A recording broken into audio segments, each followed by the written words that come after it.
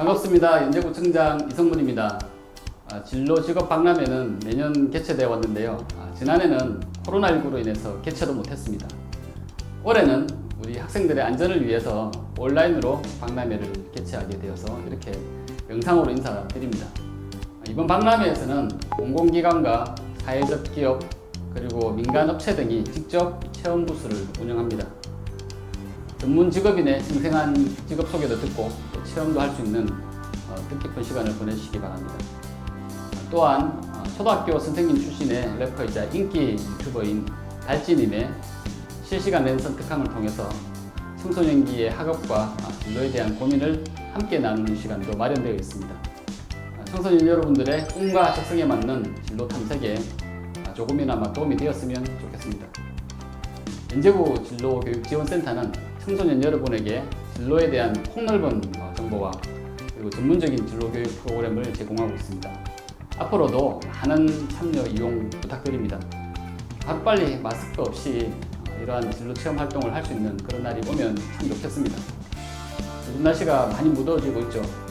건강 유의하시고 또 여러분들 학업에 충실해서 뜻하는 거 다 해보시기 바랍니다. 고맙습니다.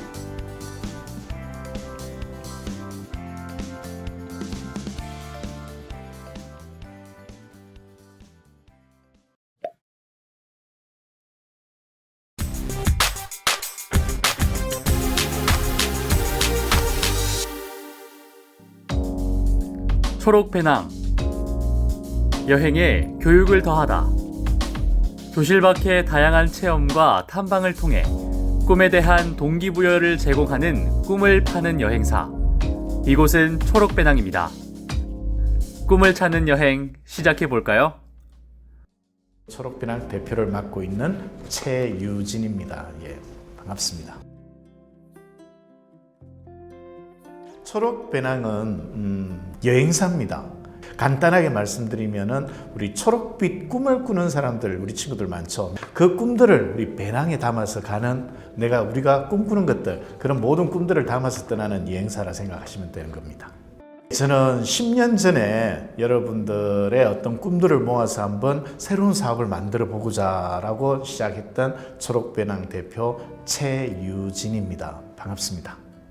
뉴스도 검색해보고 메일도 검색해보고 그리고 오늘 일정에 맞는 어떤 준비 서류들도 챙기고 그리고 난 뒤에 일정에 맞게끔 미팅 출발도 하고 매일매일이 다릅니다.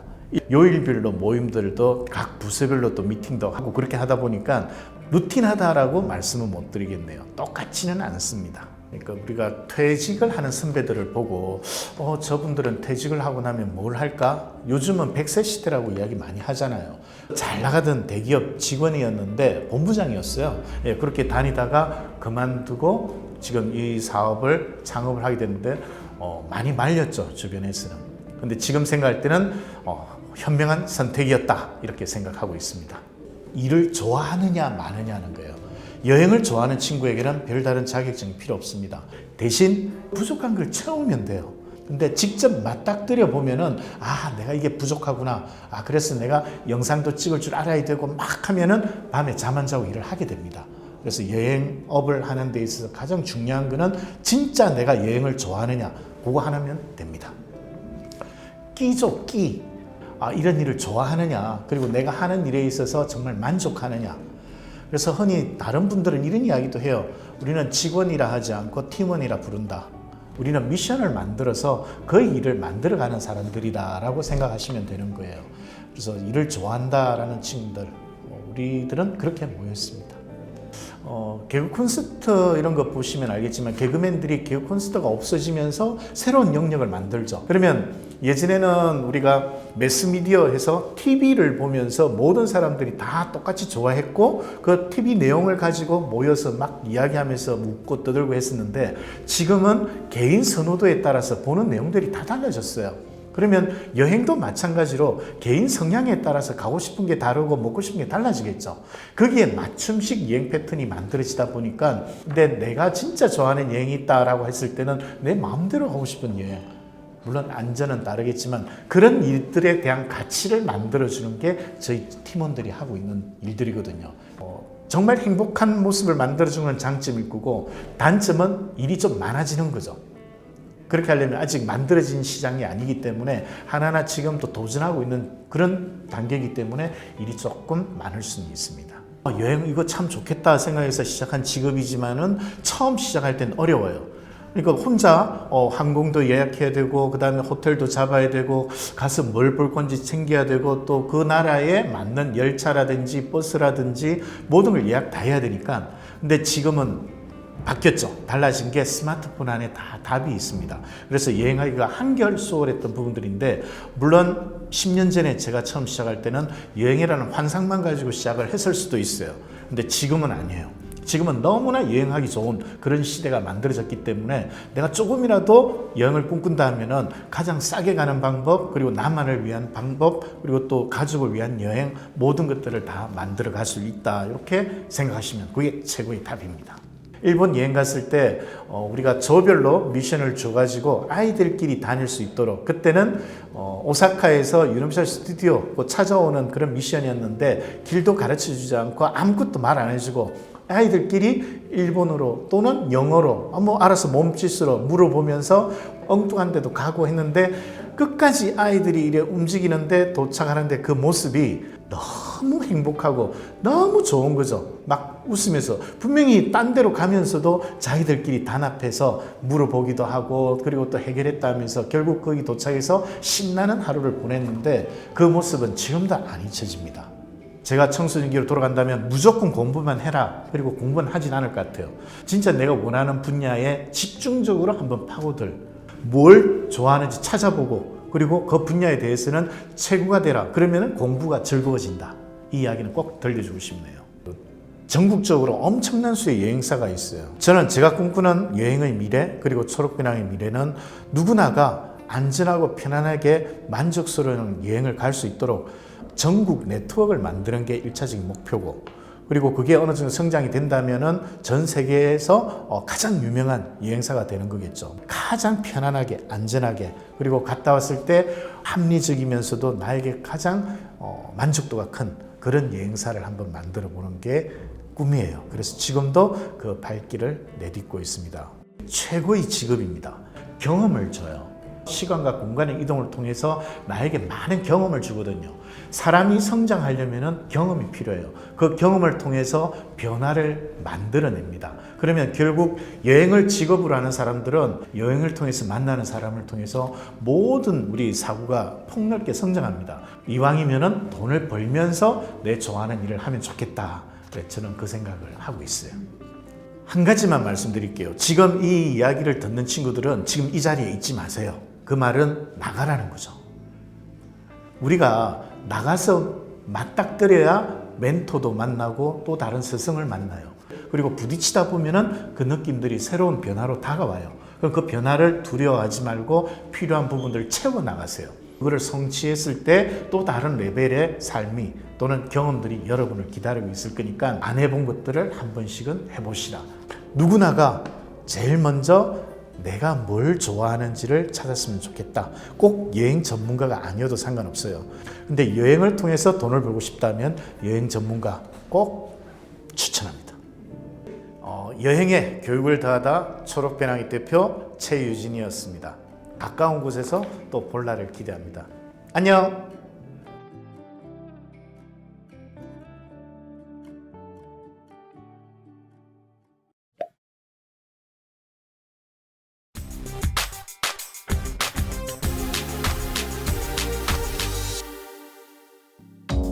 BSKS 반려동물 교육문화센터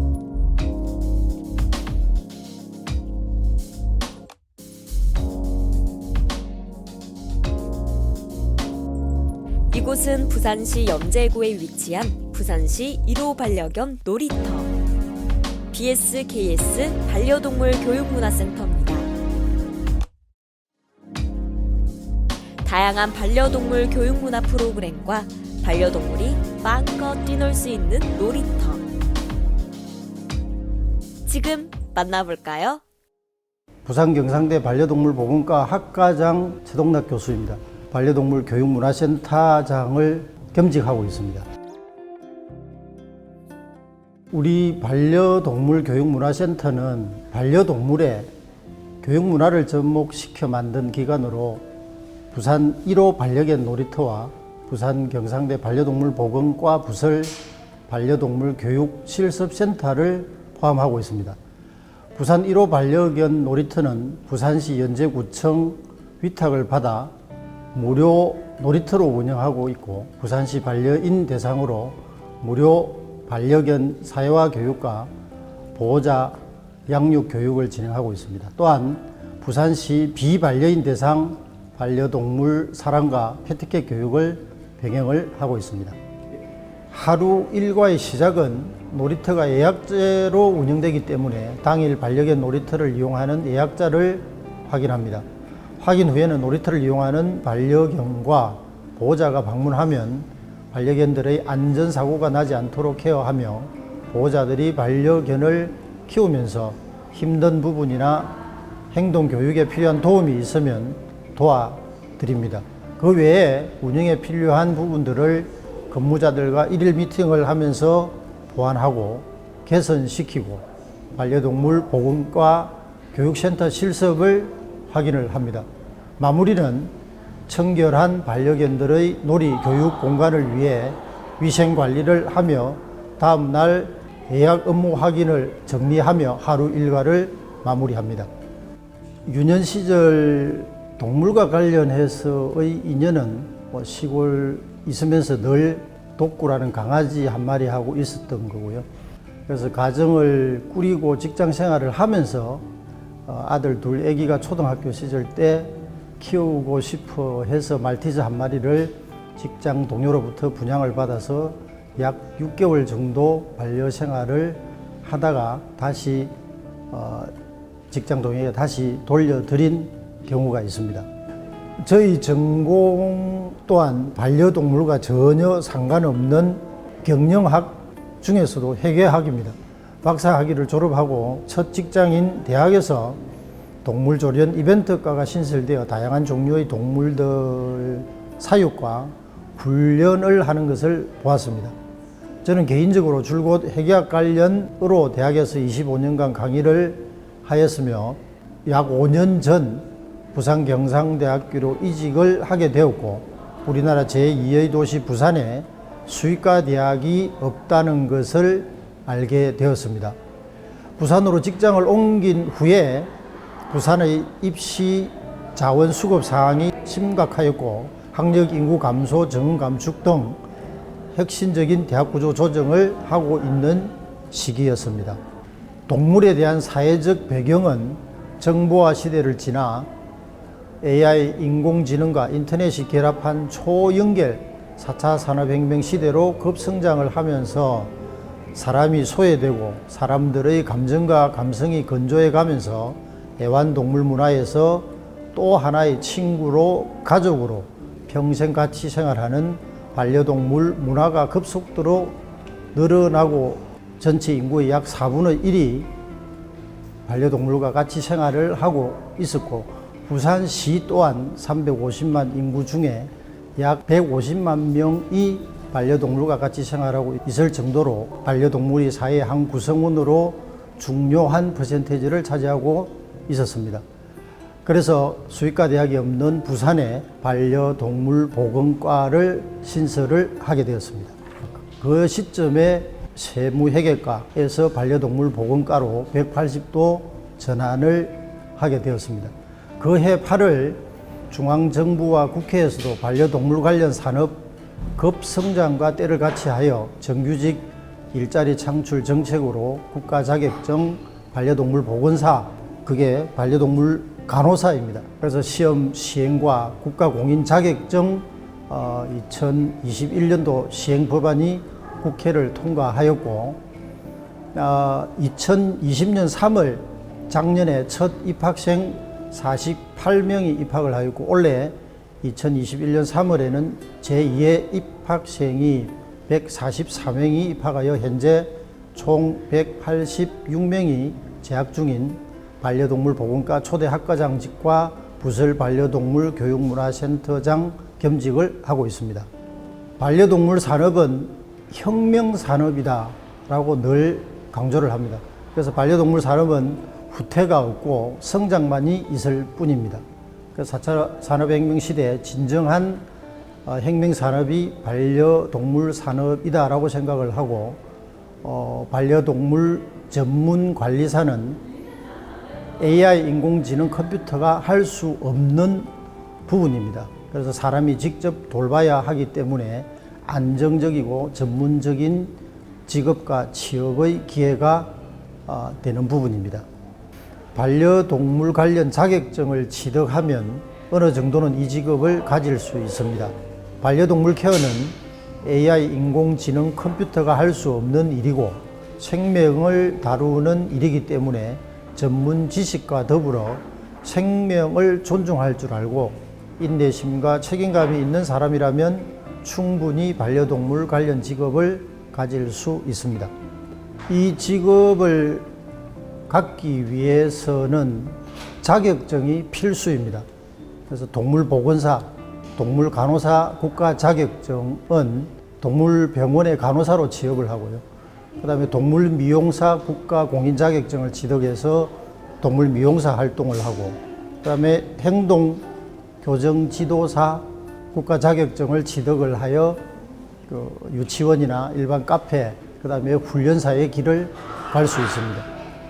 그래서 학력 기준으로는 동물보건사 국가 자격증을 따기 위해서는 2년제 동물 관련 전문 대학을 졸업을 해야 되고요. 그 다음에 미용사, 동물행동교정사 자격을 따기 위해서는 학력은 상관없습니다. 이 분야는 실무 경험이 가장 중요합니다. 그래서 뼛속까지 실무다를 늘 강조를 하는데요. 살아있는 생명체 동물을 다루는 분야이기 때문에 실무 경력이 중요하고 자신감 또한 중요합니다. 그래서 동물병원, 반려견 유치원, 반려견 카페, 동물 미용실, 유기동물 보호센터 봉사활동을 통해서 실무 경험을 쌓을 수도 있습니다. 막연한 동물이 좋다라는 환상으로 이 직업을 선택해서는 안 된다고 생각을 합니다. 현실적으로는 생명을 직접 관리하는 직업 분야이기 때문에 스트레스를 받을 수도 있고 생명체의 질병과 사망 등으로 감정 스트레스를 받는 직업이기도 합니다. 전국 유일의 반려동물 보건 전문 학과를 신설한 일, 그다음에 부산 1호 도시명 반려견 놀이터를 개장한 일입니다. 뿌듯했던 일로는 이렇게 하다 보니까 2020년 핵심 한국인 대상 교육 분야로 선정이 되었고, 부산 지역 처음으로 반려동물 실태조사 연구를 수행해서 실적물이 나왔을 때가 생각납니다. 앞으로 이루고 싶은 꿈으로는 두 가지를 말씀드리겠습니다. 첫 번째로는 부산을 세계적인 반려동물 친화 도시를 만드는 데 작은 역할을 하고 싶고요. 두 번째는 차별화로 세계적 수준의 반려동물 보건과를 만드는 것입니다. 현실적인 조언을 하자면 무조건 동물이 좋아서 반려동물 관련 직업을 꿈꾸는 것도 좋지만 동물도 하나의 생명이고 생명을 다루는 직업이기 때문에 생명의 존중, 책임감을 가졌으면 합니다. 그리고 동물은 행동으로 의사표현을 하기 때문에 의사소통이 힘들더라도 인내심을 가지고 반려동물을 케어하고 반려동물 관련 서적을 많이 접하면서 봉사활동이나 반려인이라면 본인의 반려견에게 적용해 보면서 끊임없이 사랑으로 노력했으면 좋겠습니다. 청소년 여러분, 경험과 체험이 가장 중요하다고 생각을 합니다. 청소년 여러분, 화이팅!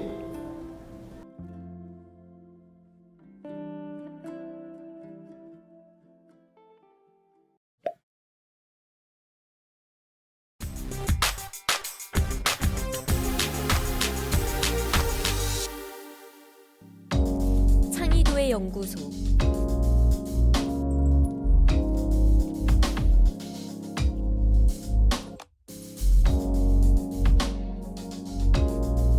우리 생활과 가장 밀접한 예술.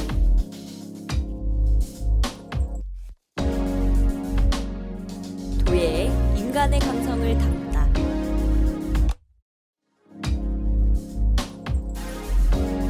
손으로 빚어내는 세상, 창의도의 연구소를 소개합니다. 네, 안녕하세요. 도자기를 만들고 작품을 굽고 연구하는 창의도의 연구소 대표 장현우라고 합니다. 저희 창의도의 연구소는 지역 주민들과 도자기를 만드는 체험도 하고 직접 굽기도 하고 작품 전시도 하는 공간입니다.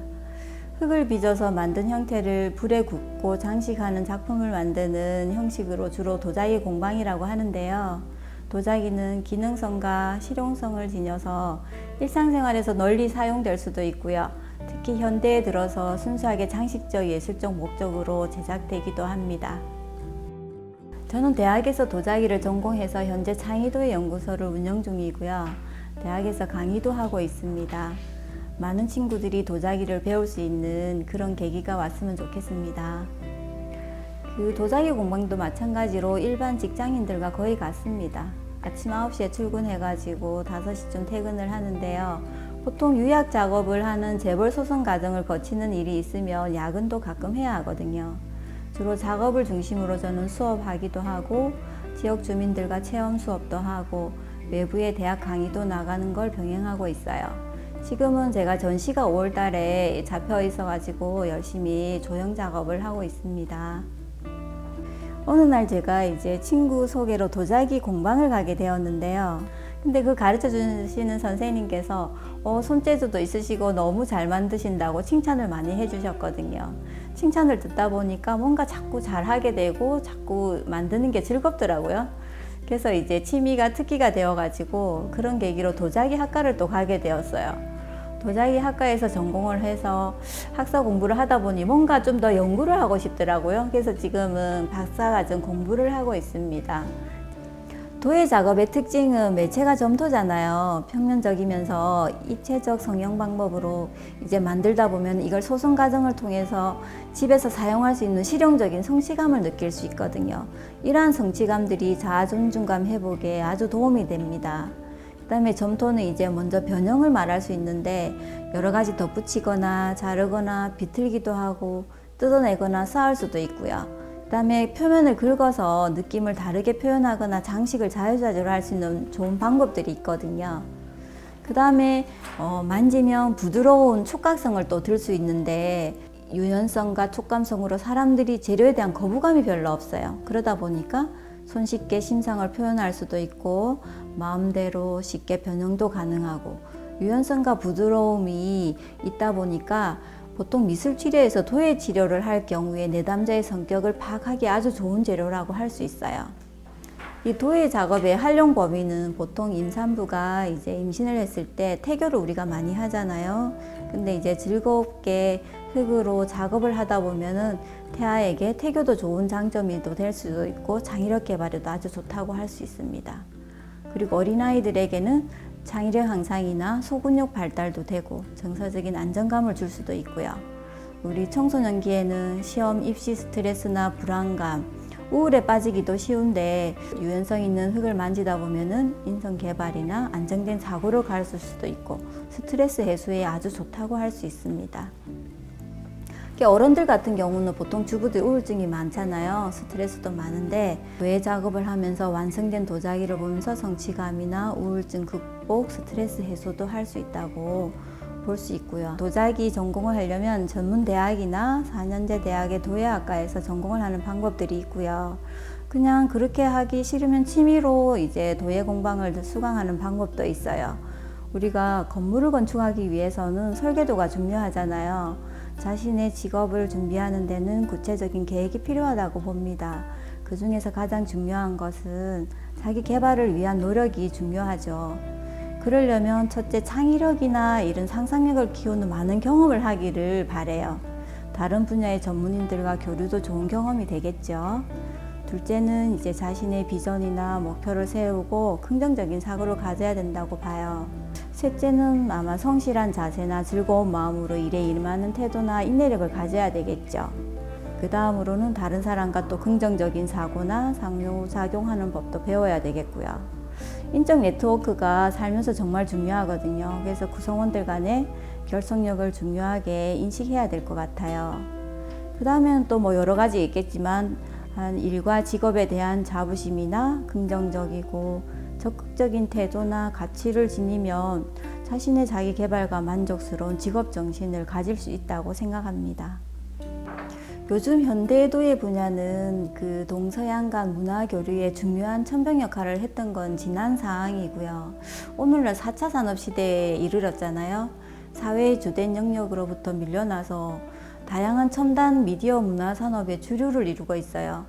그런 시대적 상황과 사회적 요구나 예술의 경향이나 대학의 인기학과 등 많은 변화를 가져온 건 사실인데, 근데 지금 인기가 있고 대중적인 직업이 좋을 수도 있어요. 그런데 고령화 사회에서 평생 직업으로서 역할을 할 수 있는 도예는 희소성이나 독창성으로 봤을 때 인간의 감성에 호소할 수 있는 매체로 어린이나 장애우, 성인, 노인 등 다양한 계층에서 즐기고 배울 수 있는 영역으로 매우 만족하게 생각하고 있습니다. 갑자기 사고로 세상을 떠난 남편 때문에 우울증 약을 복용하는 주부님을 수업을 하게 되었어요. 그분이 50대 초반이었는데 어느 날 저랑 같이 도자기 수업을 하면서 너무 밝은 모습으로 변했을 때 약을 끊을 정도로 정말 좋은 모습을 보였을 때 뿌듯한 모습이었고요. 또 지적장애인 수업을 한번 했었는데 이 친구가 약간 자폐성이 있었거든요. 그 친구가 아주 조금씩이지만 흙을 통해서 자기 내면의 모습을 변화시켜가는 과정을 보고 저는 이 직업이 정말 너무 잘 선택했구나 하는 자부심이 생겼던 것 같아요. 우리나라의 우수한 전통 문화를 계승 발전시키고 도자가 지닌 역사적이나 예술적이나 실용적 가치를 좀 재조명해가지고 생활 속에 도예 문화를 확산하는 작가로서 교육자로서 역할을 다하고자 합니다. 우리가 지금 4차 산업이 첨단화된 과학의 시대에도 가장 중요한 건 인간의 감성이라고 보거든요. 도예는 우리 생활하고 밀접한 관계를 가지고 있으며 중요한 콘텐츠로 자리매김하고 있는데, 그동안의 경험을 토대로 제가 창의융합형 인재 양성을 위해서 개인의 적성이나 소양을 바탕으로 개인의 재능을 좀 함양시키는 꿈을 키울 수 있는 청소년들의 진로 탐색이나 예술의 감성 함양이나 체험 기회를 제공하는 우리 창의도예 연구소가 되도록 할 계획입니다. 그래서 지금 열심히 박사과정 공부를 하고 있고요. 이제 여기 창의도예 연구소에서 어린이 도예 교실이나 장애우 도예 학교, 평생 도예 교육 기관으로 역할을 하기를 기대하고 있습니다. 무엇보다 자기 자신에 대해 알고자 노력해야 된다고 생각해요. 자신이 잘하는 것과 자신이 잘하지 못하는 것, 자신만의 성격, 확고한 가치관 등을 파악해서 자신이 이 세상에서 살면서 하고 싶고 내가 좋아하는 일이 뭔지를 생각해야 해요.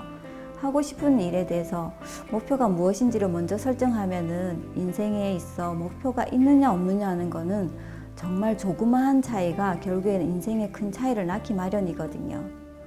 이 도예 분야의 어떤 직업을 꿈꾸는 친구들은 이제 예술 감각이나 창의력, 열정적으로 일하는 자세, 남들과 함께 잘 어울리는 협동적인 자세를 가져야겠죠. 도예 분야는 생활 속의 예술이기 때문에 인간의 삶이나 문화의 라이프 스타일에 따라 다양하게 변화할 수 있어요. 앞으로 사회 환경과 문화나 경제적인 관계를 이해하고 어떻게 이 트렌드에 맞춰서 변화를 해갈 것인지 관심을 가지는 것도 중요하겠죠. 이 분야의 직업을 가지려면 먼저 자신의 비전과 목표를 세우고 긍정적으로 생각하는 게 정말 중요하고 그렇게 탐구하기를 바라겠어요. 어렸을 때부터 가르치는 일이 좋아서 늘 꿈은 선생님이었어요. 근데 이제 저도 형편이 좋지 않아 가지고 공부를 계속 못했었고 어느 정도 나이가 들어서야 대학에서 공부를 할 수 있었거든요. 다행히 대학에서 도자기를 전공했고 지금은 도자기 공방을 운영하면서 대학에서 학생들을 가르치는 일을 하고 있습니다. 꿈은 이루어진다라는 말을 저는 정말 믿는데요. 꿈은 이루어진다는 믿음을 가지고 그 꿈은 길을 흔들림 없이 걸어가는 사람에게 꿈은 반드시 이루어집니다.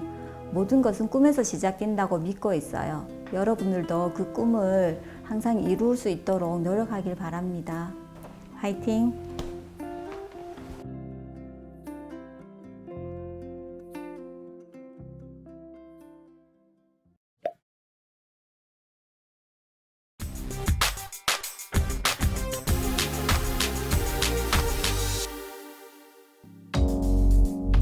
유니온 키드.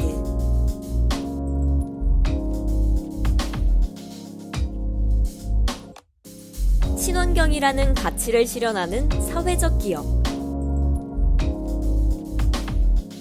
골판지를 활용한 업사이클 제품 생산. 친환경 교육과 환경인식 프로젝트 진행.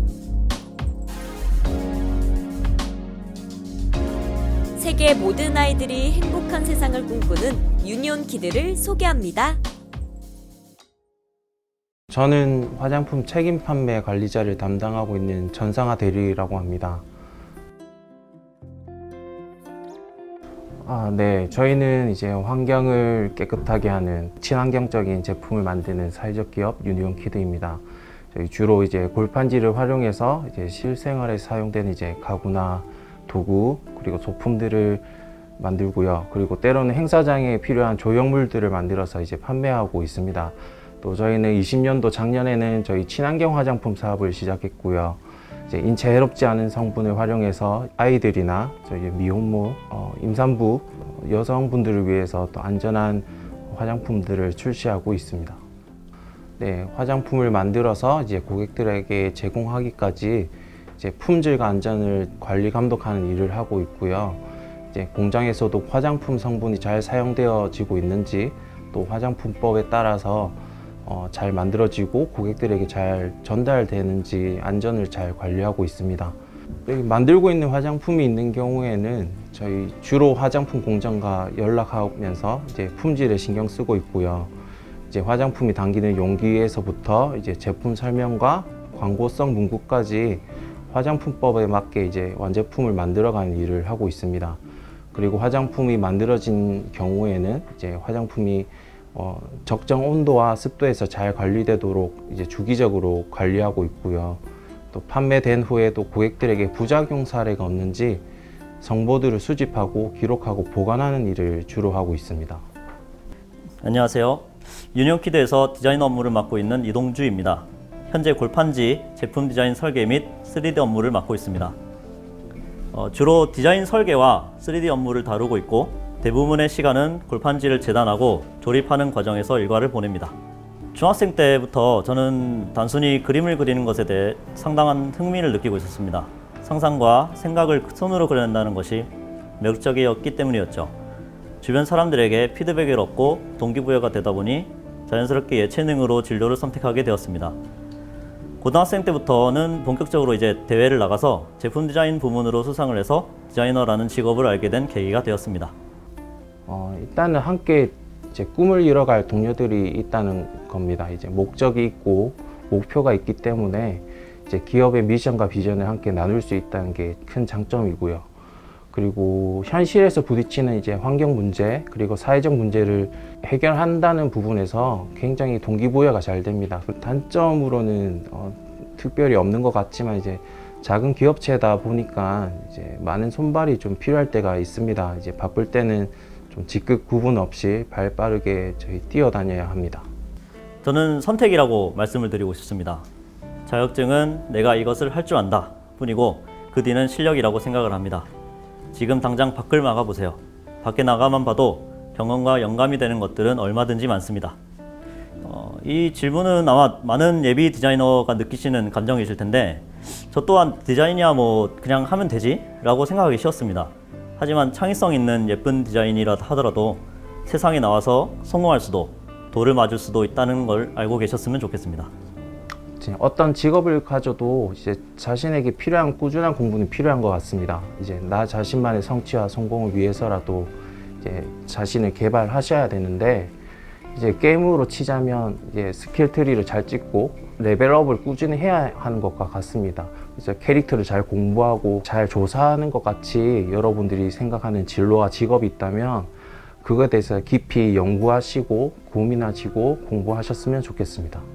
저희 회사는 일단 재활용 골판지 이용해서 다양한 제품을 만들고 있습니다. 수납장, 서랍, 책상, 의자, 인테리어 소품들, 또 커다란 종이 인형이나 또 행사장 커다란 부스 등 다양하게 만들 수 있는데요. 이제 그런 것들을 이제 만들고 나면 힘이 들기도 하지만 이제 소비자분들이나 이것을 주문 의뢰하신 분들이 보았을 때 이제 반응이 굉장히 좋을 때면은 저희가 의외로 자랑스러울 때가 많이 있습니다. 이제 다른 플라스틱 제품이나 철제나 나무 제품들이 좋은 것들이 많지만 의외로 종이 제품들로 만든 저희 이제 가구나 이제 조형물들이 굉장히 예쁘게 나올 때가 있거든요.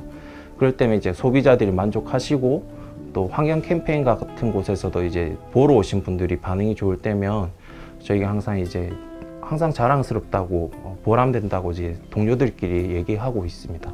어릴 때도 꿈이 많았었거든요. 뜻이 있었고.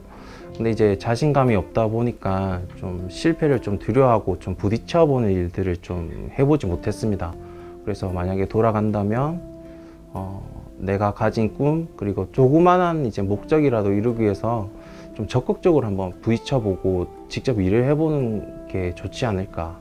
만약에 과거에 저 자신에게 얘기를 한다면 좀 용기를 내라. 너 충분히 할 수 있다. 라는 좀 자신감을 심어주는 얘기를 할 것 같습니다. 꿈을 가져라고 하는 말은 좀 하기가 어렵습니다. 꿈이 없으면 이제 미래의 자신의 모습을 좀 상상했으면 좋겠습니다. 어른이 됐을 때 자신의 모습을 그려본다면 그리고 그 그린 그림을 누군가와 함께 나눈다면 시행착오도 함께 겪을 사람이 생기고 좋은 동료들을 만날 수 있을 거라 생각합니다.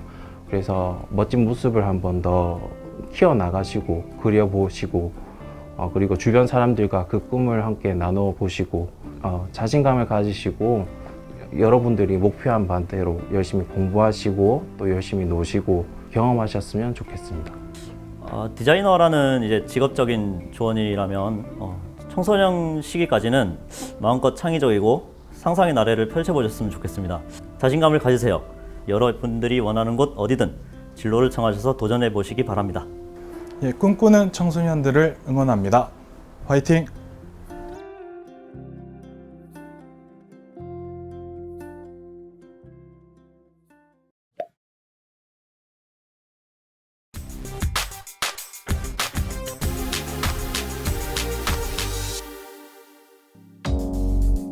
동남지방통계청 미래를 예측하는 나침반 부산, 울산, 경남의 모든 데이터를 생산하고 지역에 필요한 통계를 보급하는 지역통계 허브. 이곳은 동남지방통계청입니다.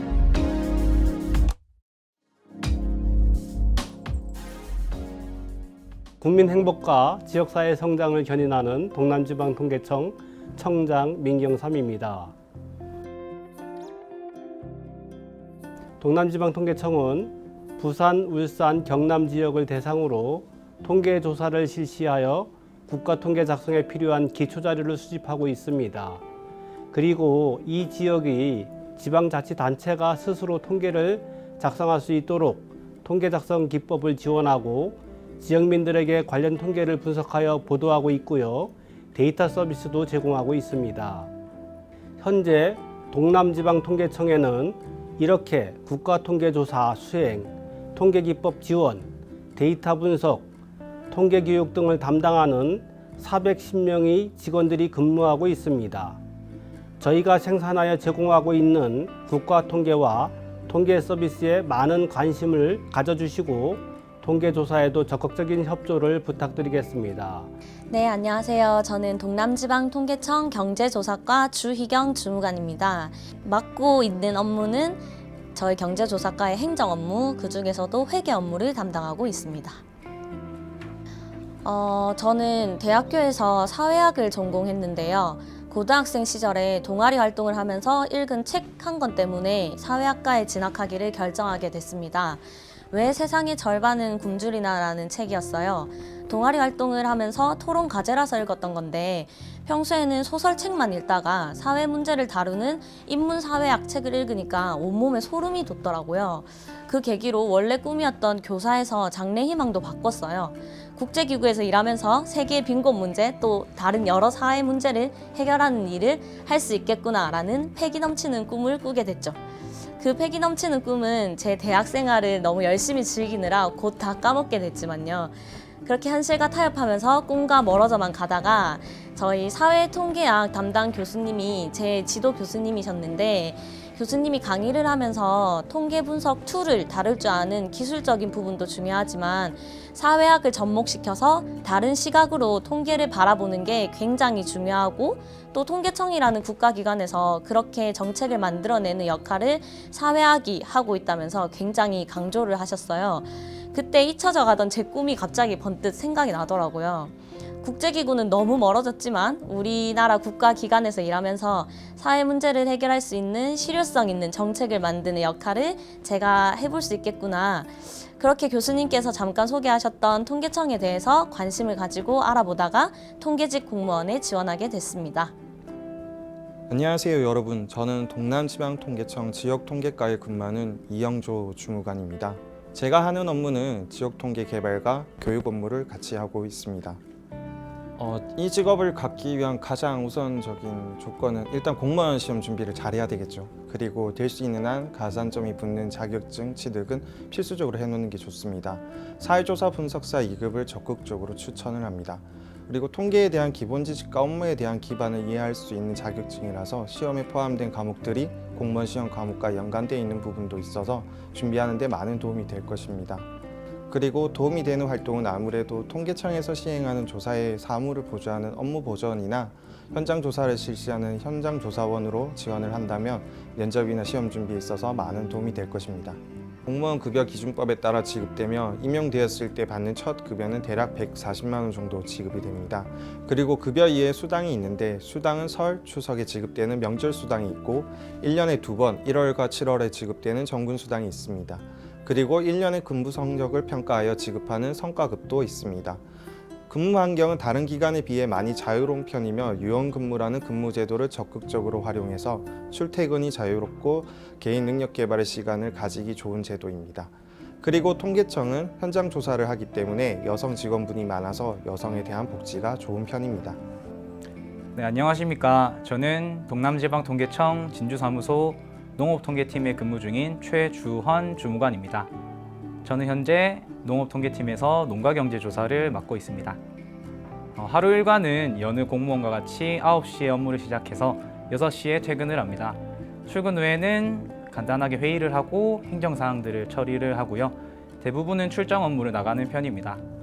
제 조사구는 진주, 사천, 하동이라 주로 일찍 출장을 나가서 4시에서 5시 정도에 돌아오고 그 시간 안에 대상처를 방문하여 농가의 수입, 지출 현황을 조사합니다.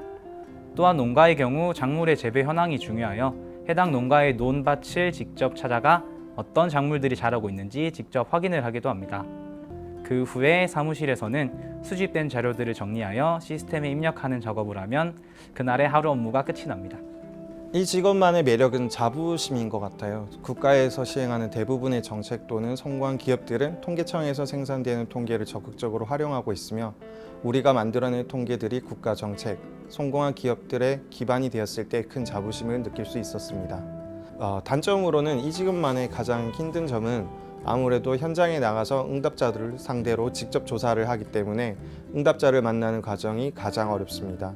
예를 들어 가구를 조사하는 경우 혼자 사는 1인 가구의 응답자를 만나기 위해서는 사전에 조사가 가능한 시간을 잡아서 조사를 하는데요.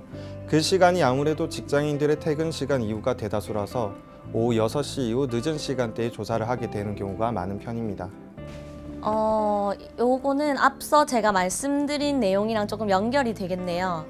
사회 문제를 해결하는 정책을 만들어내는 역할을 하고 싶다는 패기 넘치는 제 꿈과 현실적인 상황은 조금 차이가 있었어요.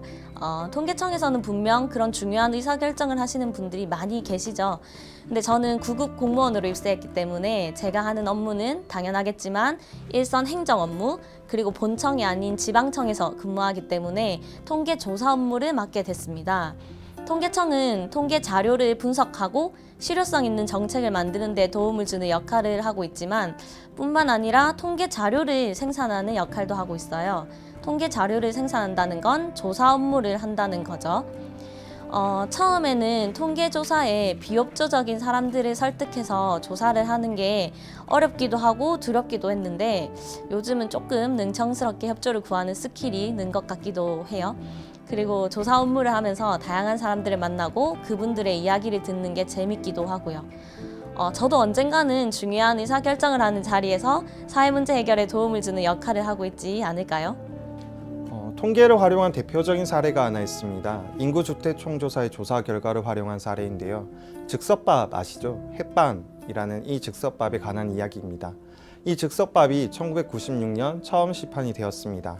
그 당시 사람들은 식당이 아닌 슈퍼마켓에서 밥을 사 먹는 것이라고는 아무도 예상하지 못하였습니다. 하지만 모 기업에서 인구 통계 지표인 1인 가구 비율이 1985년 6.9%에서 1990년 9.0%, 1995년 12.7%로 점점 빠르게 늘어나는 것을 보고 국민들의 식생활 패턴이 크게 변할 것이라 판단하였고, 이후 다양한 시장 분석 등을 통해 이 즉석밥을 개발해 시중에 내놓았다고 합니다. 지금은 혼자 사는 1인 가구의 필수품이죠. 저도 즐겨 먹고 있습니다. 기억에 남는 일이 많은데 그 중에서 뿌듯했던 일을 하나 생각해보면 통계청 인식 개선에 제가 도움이 되었을 때 뿌듯했던 것 같습니다. 작년에 인구주택 총조사 기간에 제가 조사 중이던 응답자분께서 자기도 통계청 조사 중인데 조사 응답을 꼭 해야 한다고 이 자료들이 여러 정책의 기초 자료가 된다며 동네 지인분들을 설득했었다는 말씀이 기억에 남습니다. 평소 제가 말씀드렸던 내용을 지인분들에게 그대로 말씀드리며 설득을 하셨다고 하니 뿌듯한 마음이 들었던 기억이 납니다. 저는 청소년 시절로 돌아간다면 외국어 공부를 더 열심히 할 것 같아요. 어차피 수능이든 내신이든 영어 공부는 필수인데 교과서적인 문법 이런 내용만 열심히 하는 게 아니라 말하기, 듣기, 쓰기 다 능숙할 만큼 열심히 공부했으면 좋았을 텐데 라는 아쉬움이 아직도 있어요. 20대를 지나고 보니까 외국어를 능숙하게 할 수 있다는 건 정말 많은 기회를 얻을 수 있는 것이기도 하더라고요. 해외여행을 가서도 더 많은 사람들과 많은 이야기를 나눌 수도 있고 또 직업을 구할 때 선택의 폭도 굉장히 넓어지죠. 지금 공무원이 되고 나서도 국제기구 교류 등 많은 기회들이 있는데 당연히 외국어 능력이 필수적인 부분이라서 제가 청소년으로 돌아간다면 영어 공부를 정말 열심히 할 것 같습니다. 물론 지금도 늦지 않았다는 건 잘 알고 있지만 청소년 돌아간다면 더 열심히 노력할 것 같아요. 직장인 3년 차가 일에 대한 회의감이 가장 많이 든다고 하더라고요.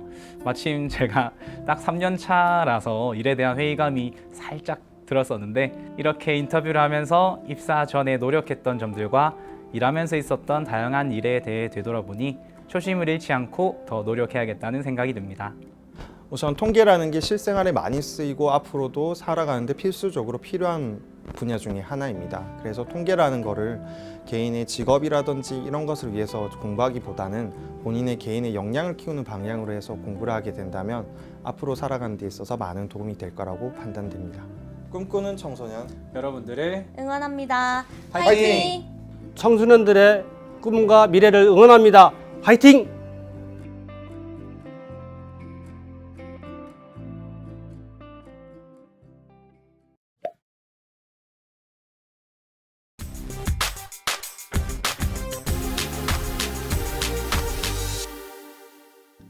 매일매일 즐거워. 이곳은 거제 해마 지역에 위치한 기술 기반 사회적 기업 매일매일 즐거워입니다.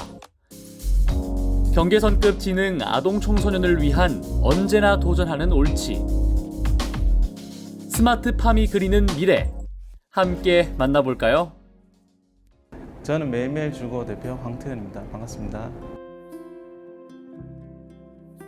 매일매일 즐거워는 스마트팜 기술을 통해서 농산물 재배, 그다음에 유통 판매, 그다음에 스마트팜 시공 사업까지 진행하는 업체고요. 현재 느린 학습자라고 경계에 있는 친구들, 특히 이제 비장애하고 장애 사이에 있는 경계에 있는 친구들을 고용하는 그런 기업이라고 할 수 있습니다. 저희는 아침에 출근하면 이제 먼저 농산물을 살펴봅니다.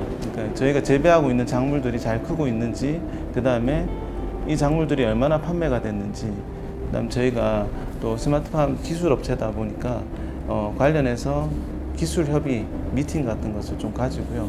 오후에는 저는 사실은 영업을 하기 위해서 또 여러 관계자분들을 만나고 있는데요.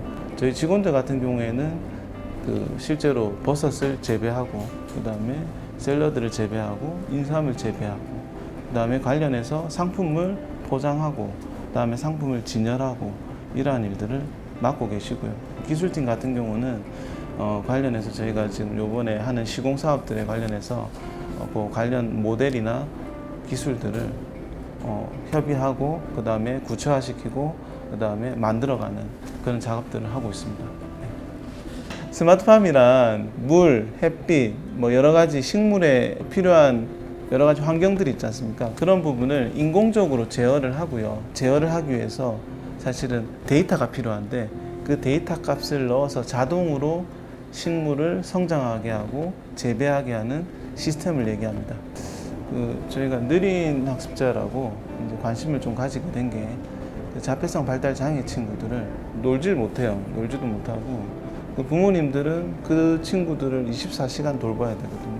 그래서 그 친구들을 위해서 저희가 토요학교 활동을 하면서 관심을 갖게 되었고 그게 이제 저희가 발전이 돼가지고 저희 현재 회사까지 설립하게 되었습니다. 많은 분야 중에서 스마트팜을 이제 저희가 선택을 한 이유는 느린 학습자 때문이거든요. 이 친구들은 사실은 제한된 능력을 갖고 있습니다.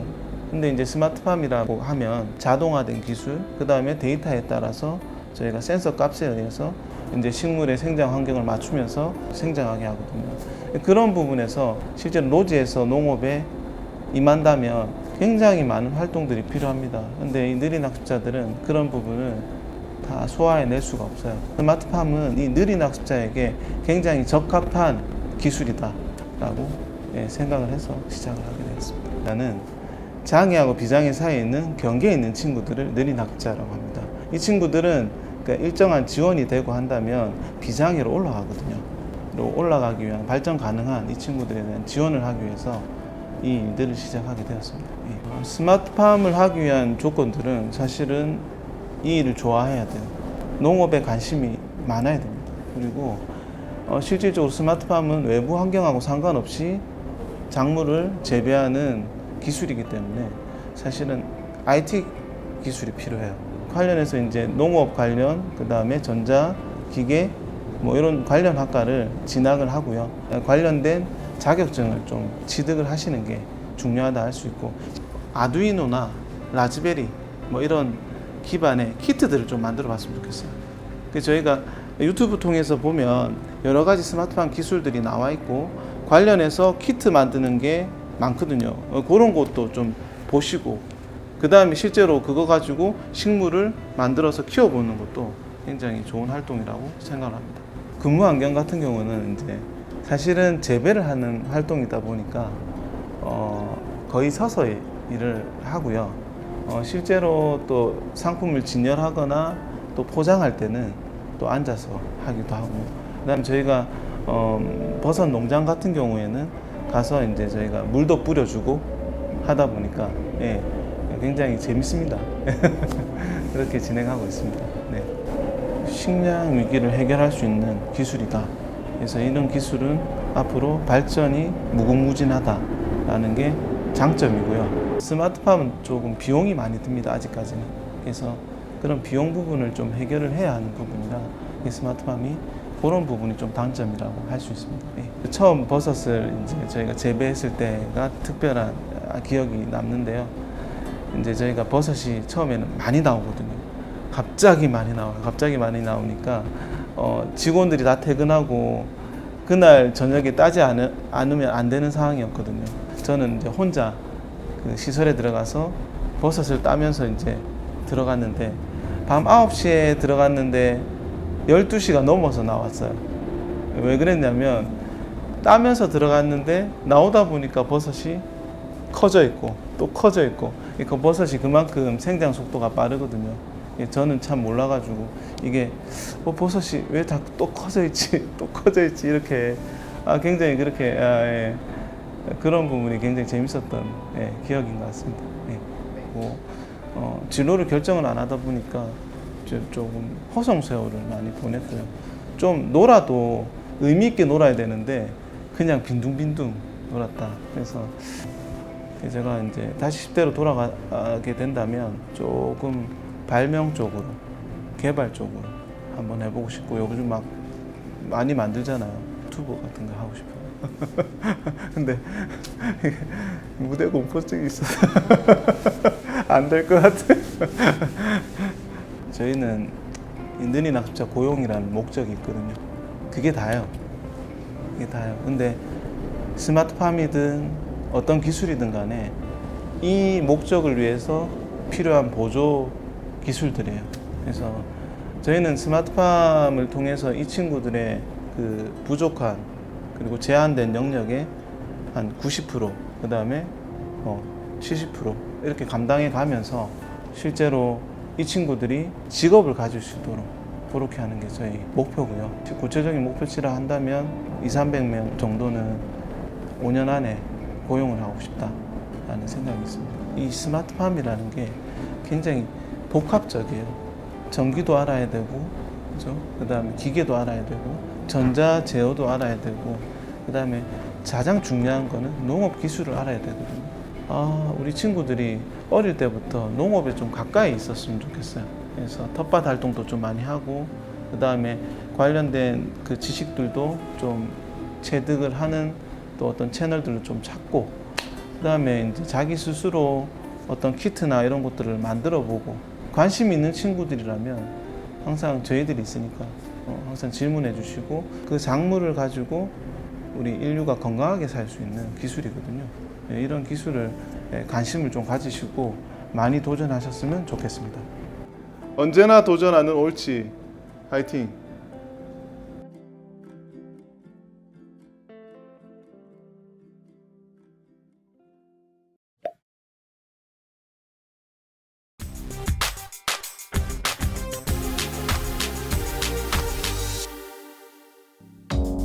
부산 동부 청소년 꿈키움 센터.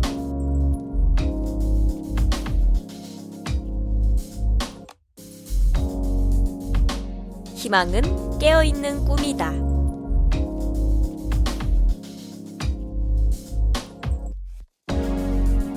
지역 내 위기 청소년들에게 다양한 비행 예방 중심 전문 교육으로 든든한 버팀목이 되어주는 이곳은 부산 동부 청소년 꿈키움 센터입니다. 안녕하세요. 부산시 청소년 여러분 반갑습니다. 저는 센터장 이전구입니다. 여기는 부산 동부 청소년 비행 예방 센터이고요. 대외적으로는 부산 동부 꿈키움 센터라고 불리웁니다. 기관 이름에서도 알 수 있듯이 여기는 초기 비행 청소년을 상대로 재비행을 예방하는 교육을 실시하는 기관입니다. 나아가 비행 청소년이 건강하게 성장하여 그들의 꿈을 키울 수 있도록 돕는 곳입니다. 여기는 법무부 소속 국가직 공무원이 근무를 하고 있고, 학교, 검찰청, 법원에서 재비행 예방 교육 의뢰를 받아 비행 예방 교육과 상담을 하고 있는 기관입니다. 비행 예방을 담당하는 공무원에 관심이 있으신 청소년 여러분들의 적극적인 도전을 응원합니다. 구체적인 우리 기관 소개는 경험과 연륜이 많으신 이기승 교육팀장님이 맡아 해주시겠습니다. 이기승 팀장님 부탁드립니다. 저는 부산 동부 청소년 비행 예방센터에서 위기 청소년, 비행 청소년을 대상으로 청소년 비행 예방 교육을 맡고 있는 이기승 팀장입니다. 직무는 학교 폭력 등 위기 청소년과 비행 청소년을 대상으로 체험 위주 인성 교육, 문제 유형별 전문 교육을 통해서 청소년이 건전하게 성장할 수 있도록 돕는 것입니다. 세상에 나쁜 청소년 없다. 지역사회의 디딤돌, 버팀목, 안전망이 되는데 최선을 다해서 기여하는 것이 청소년 비행 예방센터의 핵심 목표입니다. 다른 일반 공무원과 마찬가지로 아침 9시부터 오후 6시까지 근무하고 있습니다. 직원들은 9시에 출근하면 교육장에 가서 불을 켜고 한번 쭉 둘러봅니다. 학생들이 도착하면 학생들의 건강, 용모, 태도 등을 살펴보고 교육을 받을 수 있는지 없는지 확인합니다. 특히 코로나19 확산에 따른 예방수칙 및 방역 활동을 철저히 준수하며 교육을 진행합니다. 교육은 9시부터 오후 5시까지 진행됩니다. 교육 내용은 법원, 검찰에서 의뢰해온 대상자에게 학교폭력, 절도, 성비행 등을 중심으로 진행이 됩니다. 이렇게 오후 5시에 교육이 끝나면 그날 프로그램의 소감 나누기와 담임 선생님과의 대화 시간을 갖고 교육을 마치게 됩니다. 저는 공무원 시험을 처음 준비할 때는 법원 검찰직 시험을 준비하였습니다. 그런데 우연히 환경이 어려운 청소년을 지도하는 공무원이 있다는 것을 알았습니다. 그래서 왠지 모르게 매력이 있을 것 같아 보호직 공무원을 지원하였습니다. 지금은 보호직이 보호관찰소, 소년원, 청소년 비행예방센터 직원을 같이 채용하지만 제가 시험을 칠 때는 소년원, 청소년 비행예방센터 직원은 따로 뽑았습니다. 보호직 공무원 보수는 공안 직군이라 다른 일반 공무원보다 한 호봉 높습니다. 청소년 비행예방센터는 보호관찰소와 같이 야간 당직 근무가 있으나 소년원은 야간 당직 근무가 있습니다.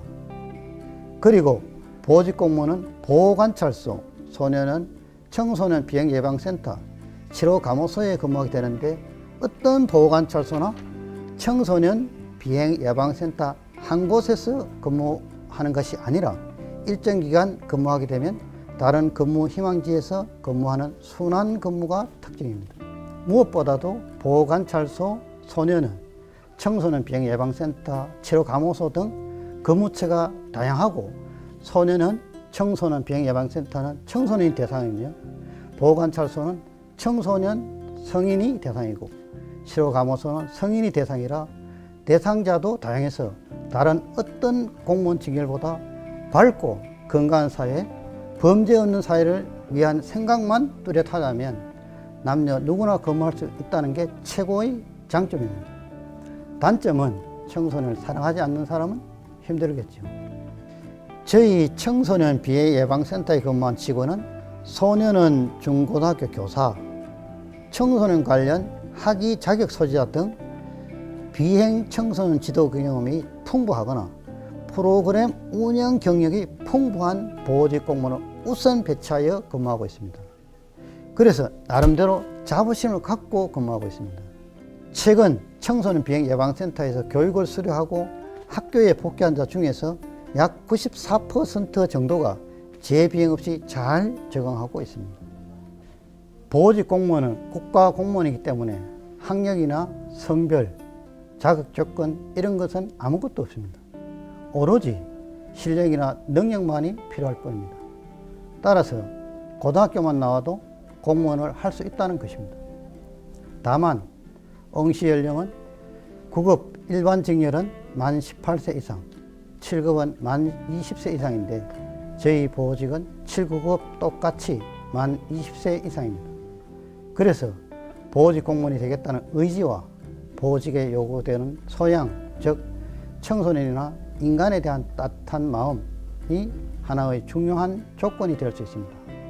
참고로 국어 보호직 공무원 시험 과목은 국어, 영어, 한국사, 형사소송법, 사회복지학 총 5과목입니다. 제가 처음에는 젊은 혈기에 참 의욕적으로 참 열심히 뛰어다니고 학생들과 부대끼고 부대끼 안고 생활했습니다. 다만 세월이 흐르면서 업무 범위가 넓어지고 시대의 흐름에 따라 업무 환경 변화라든지 전문 지식이 늘어서 났습니다. 그런데 평소 자기 개발을 위해 노력을 많이 해야 되는데 조금 게을리한 것이 후회가 됩니다. 그러나 지금이나 입사 때나 보호직 공무원 선택한 것을 한 번도 후회해 본 적은 없습니다. 세상에 나쁜 청소년은 없다. 청소년 여러분의 꿈을 응원합니다. 화이팅!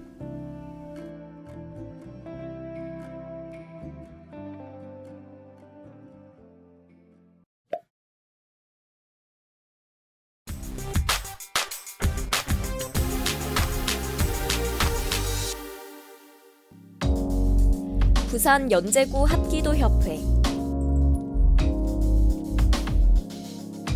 대한민국 전통무예 합기도,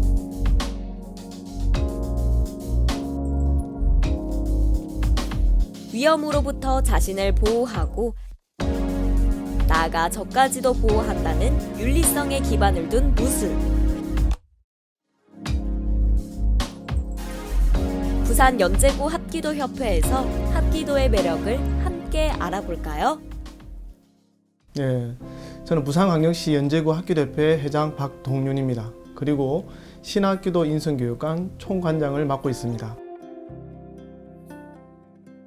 예, 본협회는 부산시 연제구 체육회 회원 종목단체로서 생활체육 합기도를 연제 구민에게 널리 보급하고 이를 통하여 구민의 건강 증진 및 활기찬 여가 생활을 도모하고 나아가 명랑하고 활기찬 사회 건설에 이바지함을 목적으로 합니다.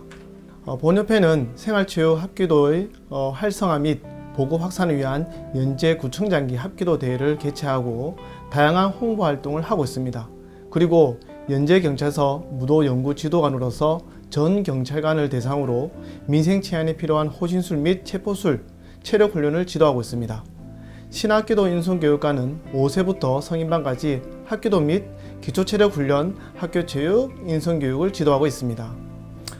본협회는 연제구 체육회 사업에 참여하거나 필요하다고 판단되는 사업이 있을 경우 소집하기 때문에 직업으로 소개하기에는 다소 어려움이 있습니다. 그래서 직업인으로서의 인터뷰는 신학기도 총관장으로서 하는 것이 적합한 것 같습니다. 합기도나 태권도, 검도, 체육관을 운영하는 지도자분들은 대부분 하루 일과가 비슷할 것입니다.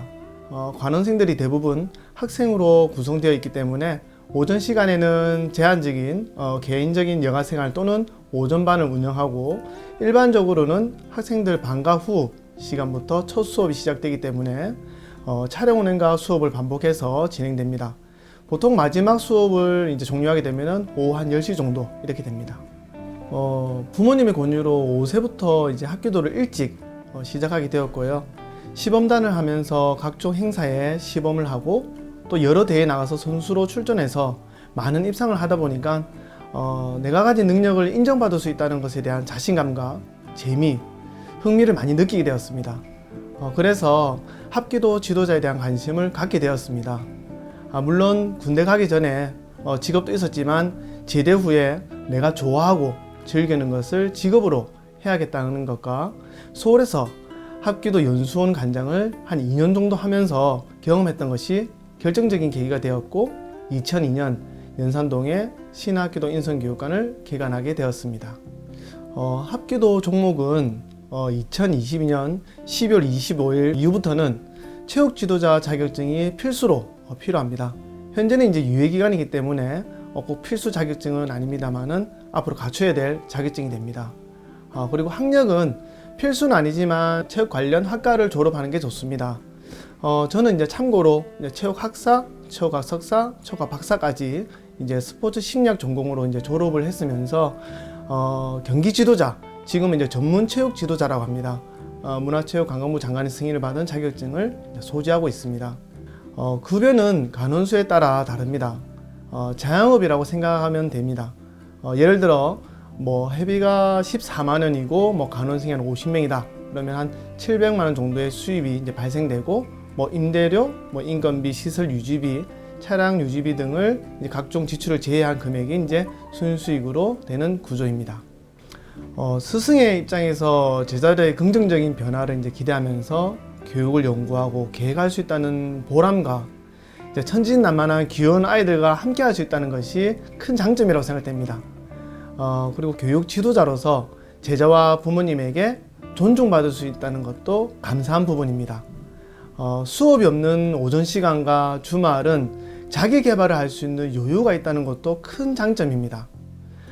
단점은 자영업은 다 대부분 똑같겠지만 안정적인 수입이 아니기 때문에 부단히 지속적으로 노력이 필요하다는 것입니다. 합기도장의 관장님이 이제 되고 싶었을 때보다 지금이 더욱 보람된 일을 하고 있다는 생각이 듭니다. 특히 이제 어린이와 청소년의 신체적, 심리적, 사회적 건강을 위한 직업이면서 그에 대한 금전적 보상도 받을 수 있으니 성취감이 큽니다. 교육자의 입장에 계신 모든 분들이 그러한 사명감을 가지고 있지 않을까 생각이 됩니다. 저희 이제 중학생이었던 이제 제자가 한 10년쯤 지나서 자신의 아이를 체육관에 보내려고 저를 찾았을 때가 기억에 남습니다. 그리고 지금은 또 그의 제자가 또 친구 아들까지 또 소개해서 체육관에 다니고 있습니다. 그리고 교육의 질을 높이기 위해서 시작한 공부가 저한테는 또 많은 보람이 되는데요. 동아대학교 대학원에 진학하면서 체육과 석사와 박사학위까지 이제 졸업을 하고 그것을 계기로 현재 영상대학교에서 체육과 전공 지도교수로 또 활동하고 있는 것이 좀 뿌듯합니다. 그리고 다양한 경험과 견문을 넓히기 위해서 또 2016년도에는 미국 연수교육을 또 갔다 왔고요. 또 연제구 합기도 협회를 최초로 이제 창립하면서 부산시에서 처음으로 합기도 구청장기 대회를 개최했다는 것과 또 2년 연속으로 또 개최했다는 것이 기억에 남습니다. 군 제대 후 만난 선배의 말처럼 직업을 통해서 돈을 쫓아가기보다는 돈이 따라오게끔 해야 한다는 것을 기억해라고 말해주고 싶습니다. 다시 말해서 자신이 좋아하는 일을 즐기면서 한다면 그 보상도 그만큼 따라오는 거니까 너무 걱정하지 말고 고민하는 시간을 줄여서 현실에 집중해라는 얘기를 꼭 해주고 싶습니다. 저는 이제 삶의 목표가 진정한 무도인의 삶을 살고 싶다는 것이고 제자들의 삶에 보탬이 되는 참된 스승이 되고 싶다는 것입니다. 어릴 때부터 제가 좋아하는 운동을 끝까지 지지해 주신 부모님께 감사한 마음이 듭니다. 왜냐하면 부모가 원하는 진로 방향이나 공부만을 강조하기보다는 제가 좋아하는 것을 무시하거나 이거 못하면 저거도 못한다는 협박용으로 사용하지 않고 묵묵히 지켜봐 주셨기 때문입니다. 그리고 지금 코로나19라는 국가 재난 상황인데도 불구하고 귀한 자녀를 신학기도 인성교육관에 믿고 맡겨주시는 부모님들이 계시기에 제가 존재할 수 있다는 것을 느끼고 또 고맙고도 감사한 마음을 많이 느낍니다. 이 직업을 위해서 특별히 무엇을 하기보다는 학업에 충실하면서 평일 하루 1시간 합기도 운동을 통해 건강을 지키며 지속적인 성장을 위한 성실함과 인내심을 갖추면 됩니다. 그리고 대학 진학을 목표로 할 때부터 지도자 과정을 준비하면 됩니다. 자신의 단점보다 장점을 부각시킬 수 있는 노력과 난 할 수 있다라는 자신감, 그리고 몽상가가 되기보다는 실천하는 사람이 되기를 바랍니다. 꿈꾸는 청소년들을 응원합니다. 화이팅!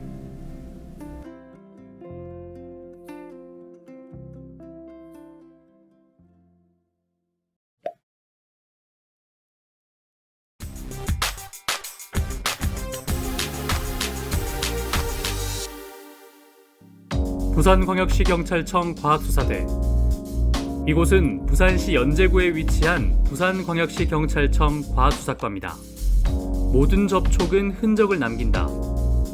다양한 수사 기법으로 대한민국 안전을 책임지는 과학수사과에서 우리들의 영웅 이야기를 들어볼까요?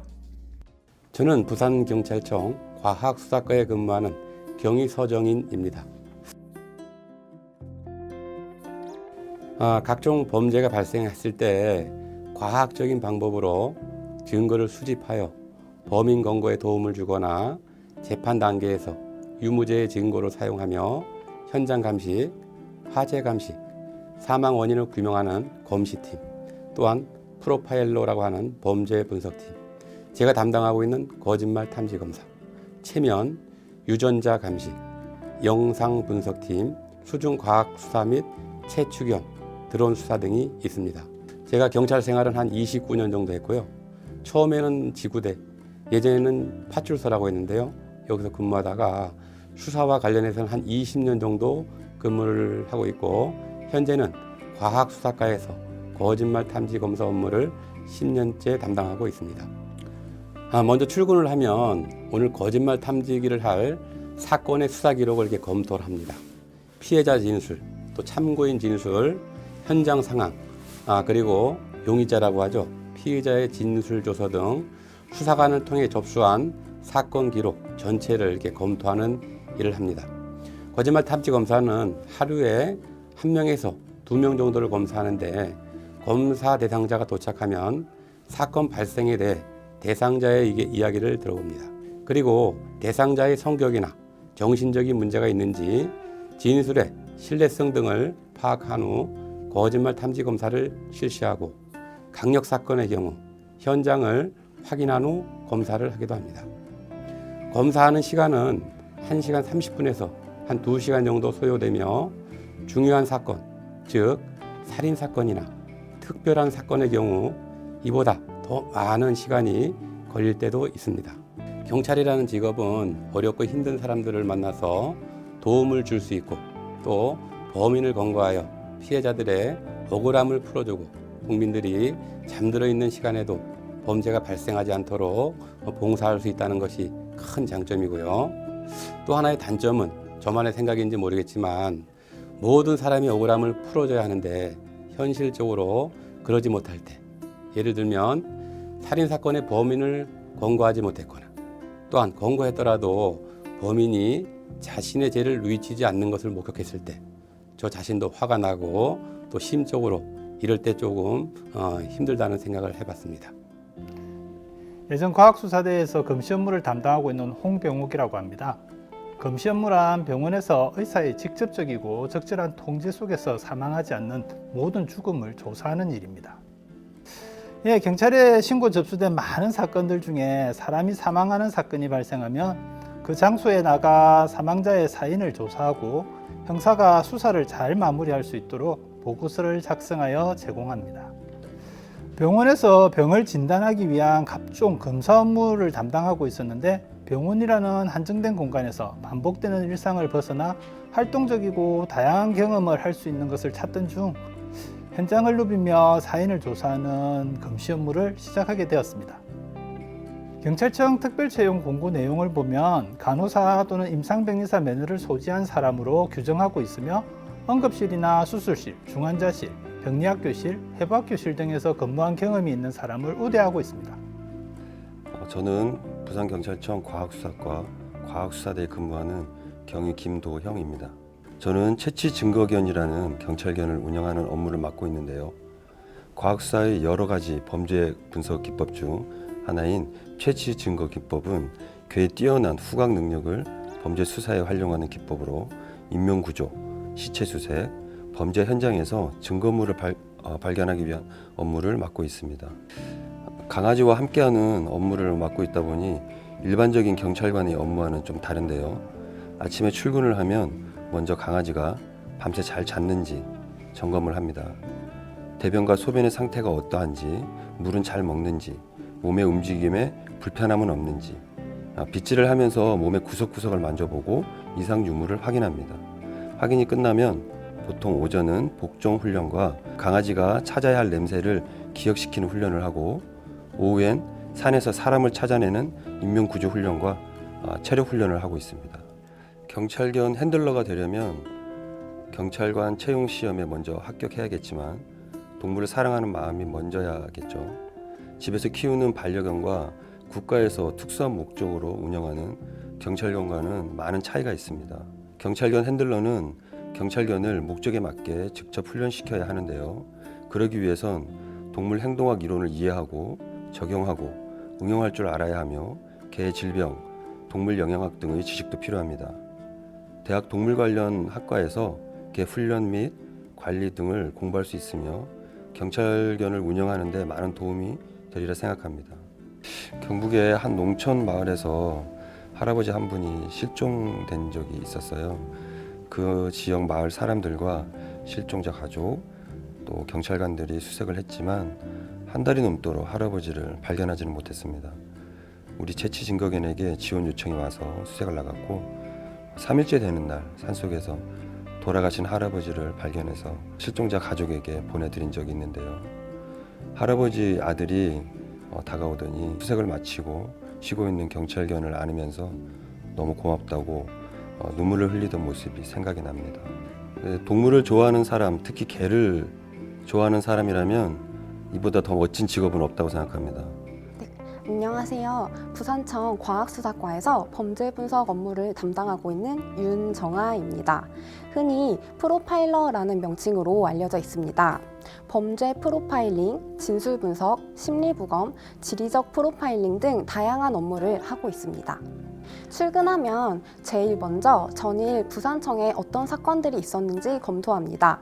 주요 사건이 발생하면 범죄 분석 지원이 필요한지 여부를 확인하고 어떤 분석을 해야 할지 결정합니다. 혹은 수사관에게 사건 분석 의뢰가 오는 경우 수사관과 의논해서 분석 방향을 정합니다. 이렇게 분석해야 할 사건을 결정한 뒤에는 실제 수사 자료를 읽고 분석하고 보고서를 작성합니다. 유치장이나 구치소에 가서 피의자를 면담하기도 하고 대상자의 진술이 신빙성 있는지 여부를 분석하기도 하고 연쇄 사건이 발생한 경우 지리적 분석을 실시하기도 하고 살인 사건 현장을 임장하고 사건 유형을 분석하기도 합니다. 그렇지만 실제 근무 시간으로 따지자면 보고서를 작성하는 시간이 대부분을 차지하는 것 같습니다. 범죄 분석 경력 채용에 지원하기 위해서는 심리학, 사회학, 범죄학, 통계학 전공 학사와 석사가 필요합니다. 대학교를 졸업한 이후 대학원까지 졸업해야 프로파일러 지원 자격을 가질 수 있다는 의미입니다. 혹은 대학교에서 심리학 전공으로 졸업한 후 관련 업무에 2년 이상 근무 또는 연구를 해도 지원 가능합니다. 현직자들을 살펴보면 심리학 석사 학위자가 가장 많고 저도 심리학 학사와 법심리학 석사 자격으로 지원했습니다. 경찰청 채용 사이트에서 정확히 확인할 수 있습니다. 실제 프로파일링 업무를 하면서 직관보다는 논리력이 훨씬 중요한 자질이라는 것을 깨닫게 되었습니다. 객관적인 근거를 통해 타인을 설득시킬 수 있는 주장을 도출해내야 하는 작업이기 때문입니다. 또 여러 분야의 지식을 알고 있는 것도 중요하지만 한 개인이 모든 것을 아는 것은 불가능하기 때문에 여러 분야의 전문가와 협업할 수 있는 자세가 중요할 것 같습니다. 사람의 마음에 대해 잘 이해하기 위한 여러 노력도 필수적입니다. 꾸준히 심리학 분야의 최신 연구들을 접하는 것뿐 아니라 다양한 사람들을 만나며 인간에 대한 이해를 넓혀야 합니다. 일을 해보니 영화처럼 한 명의 천재에 의존하는 것보다 여러 사람과의 토의를 통해 좋은 답을 찾아가는 실제 프로파일링 과정이 생각보다 더 멋지다고 생각합니다. 여러분도 여러 과정을 거쳐 발전해 나가며 자신의 꿈에 가까워지는 하루하루가 되길 바라겠습니다. 네, 안녕하세요. 저는 부산청 과학수사과 과학수사관리계에 근무하는 이연성 경입니다. 현재 과학수사 분야 중 법체면 수사와 몽타주 작성 업무를 하고 있습니다. 네, 법체면은 범죄 현장에 단서가 남아있지 않을 때 그 피해자나 목격자를 상대로 그때 그 사건 당시의 그 기억을 회상을 시켜서 수사 단서로 제공하는 수사 기법입니다. 그리고 몽타주는 요즘 법체면과 연계해서 그 용의자 얼굴 모습이나 피해자, 목격자 진술을 통해서 그 몽타주를 작성하는데 최근에는 솔직히 그 CCTV가 워낙 좀 잘 되어 있어서 용의자 몽타주보다는 실종아동 몽타주 작성하는데 이러한 기법을 많이 사용하고 있습니다. 미제로 남아 있었던 그 강도 강간 사건이 있어요. 6년 정도 이전에 미제로 있었던 사건인데 6년 전 피해자를 상대로 그 피해 상황과 용의자 얼굴 모습, 인상착의 등을 체면으로 이렇게 회상을 해서 몽타주를 작성해서 배포를 하고 피의자 검거까지 했었는데 나중에 피의자를 검거하고 보니까 몽타주랑 너무 닮아 있어서 형사들도 조금 놀란 부분이 있었고 저도 조금 놀라서 가장 기억에 남는 것 같습니다. 공부를 진짜 열심히 할 것 같아요. 아니, 열심히 할 거예요. 공부를 열심히 해놓으면 선택의 폭도 넓어지니까요. 후회 없이 공부해라. 그리고 나중에 선택을 해라. 이 말은 꼭 해주고 싶고요. 그리고 자기 개발에 아낌없이 투자를 해라. 이러한 이야기도 꼭 해주고 싶습니다. 진짜 인생은 나를 위해서 사는 것보다 남을 위해서 사는 것입니다. 라는 말을 마지막으로 해주고 싶습니다. 여러분 힘내시고 나중에 제 후배로 경찰청 과학수사과에서 만났으면 좋겠습니다. 내가 느끼는 이 재미를 꼭 같이 나누어 보고 싶습니다. 따뜻한 마음과 정의로운 생각을 가졌다면 이미 여러분은 경찰관이 가져야 할 충분한 자질을 갖추었다고 생각합니다. 여러분의 꿈을 응원합니다. 파이팅!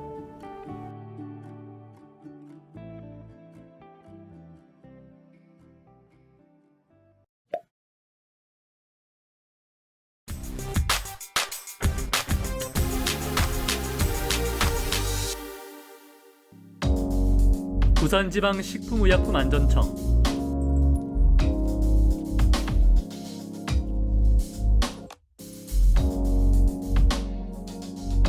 소비자가 더 건강해지는 먹거리 안전 환자가 안심할 수 있는 약과 의료기기.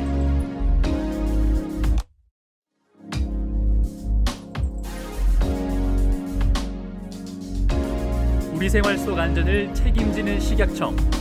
함께 알아가 볼까요? 저는 부산식약청 수입관리과에서 근무하는 염현정입니다. 부산식약청의 정식 명칭은 부산지방식품의약품안전청인데요. 기관명에서도 알 수 있듯이 우리가 아침에 일어나서 잘 때까지 매일 접하는 식품, 의약품, 의료기기 등의 안전을 책임지고 있는 국가기관입니다.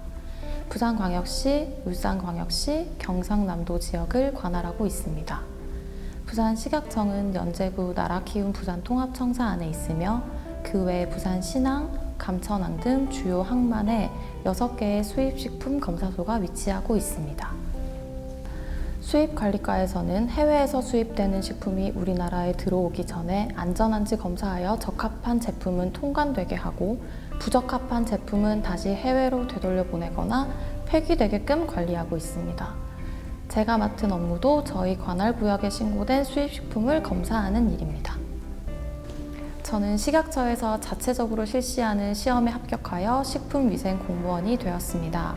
식품위생공무원인 경우에는 영양사 또는 위생사나 식품산업기사 등의 관련 자격증이 있어야 응시할 수 있으며 자세한 사항은 식약처 우수인재 채용 시스템 사이트에서 확인할 수 있습니다.